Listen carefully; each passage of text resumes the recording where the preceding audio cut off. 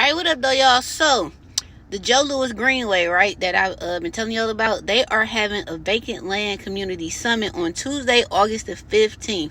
I'm going to also post the full thing in my stories. Y'all can go screenshot it and whatnot. But it's from 2 to 7 p.m. It is free 99. It is at 6602 Walton Street in Detroit. They are going to have workshops, presentations, and all type of resources available about transforming the vacant lots alongside the Joe Louis Greenway in your neighborhood.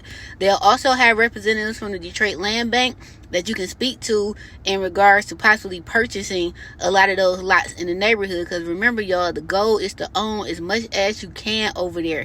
A lot of homeowners, I don't think they really understand what's happening over there that live there, and I really hope they stay there and try to hold it out to the end, because it's too much positive stuff that's going to come down the line from this. So if y'all can make it out, I'll be there as well to learn more information so I can tell y'all about it.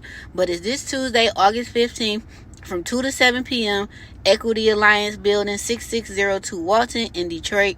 I think you have to register, and the number to register is 313 279-8248. Deuces.